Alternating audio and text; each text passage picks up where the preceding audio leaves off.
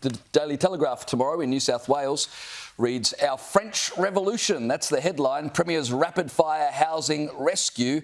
And he's looking to France for tips on how to do it. Inspired by the overhaul of Paris in the 1800s, Chris Minns wants a rapid-fire rollout of 3 to 4 storey apartment blocks to revolutionise development in Sydney and help solve the housing crisis. So basically, he's looking at mid-size apartments. They'll just be cardboard cutout boxes, but pretty much his inspiration is from Paris. It's from And so France. therefore, it's not just, cardboard cutout boxes that are going to butt ugly in the city. It's a taste of Paris. Bizarre. Practically the Eiffel Tower in the middle of Sydney. Absolutely bizarre. Yeah, I love it how they sell We're these fully going to be expecting it. But inspired, but in the 1800s? I mean, this is similar to being inspired by the rebuild post-World War II in Europe. You're like, really? I mean, those were medieval times, basically. And he's like, yeah, that's where I've got my inspiration from. How exactly? I'd love to hear him unpack it. Yeah. But if we're willing to go back to 1800s architecture, then I'm going to back Minns into the hilt on this one. Oh, that will take. If we can make these things actually look beautiful, then he's got a case. But if we're going to put up all these cookie-cutter cardboard boxes... When was the last time the government built anything beautiful? I know, it's a disgrace, but it can be done. It can be done. It's going on in the UK at the moment. There have been a number of developments recently where they have actually changed old buildings, like 1960s ugly-looking things, into nice-looking rows of terrace houses, etc. It can be done if you've got the willingness to do it. But why do we keep shoehorning people into the cities? I mean, we are such a vast nation.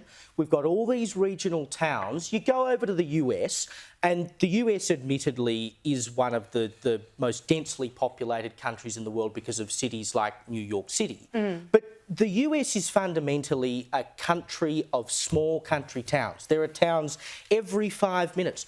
Why can't we use our regions, our regional cities, our country towns, get people in them, house them there, instead of being obsessed with living in the city? I can't believe you're asking this question. You already know the answer. The reason we've got to squeeze more people into inner Sydney is so Clover Moore's got more ratepayers to get money to pay her foreign aid excursion. And so we don't get invaded, according to Mark Speakman. Over to the Advertiser now. Now, this is a story in 2 parts. We'll start with the Tiser, where the headline tomorrow is "Tanks for coming, troops leave SA, missiles on the way." Hundreds of troops who man tanks, armoured personnel carriers and general infantry, along with their families, will move out of Adelaide and be sent north under a sweeping restructure. And then we go over to the Townsville Bulletin, where it is boots on the ground, ADF population to swell as armoured vehicles roll north. So all of these troops obviously have been moved out of Adelaide and up to Queensland, and I'm pretty sure Queensland won't be complaining about that. Great for the Townsville economy, but of course just a couple of days ago the front page of the Townsville Bulletin was talking about the fact that there's a massive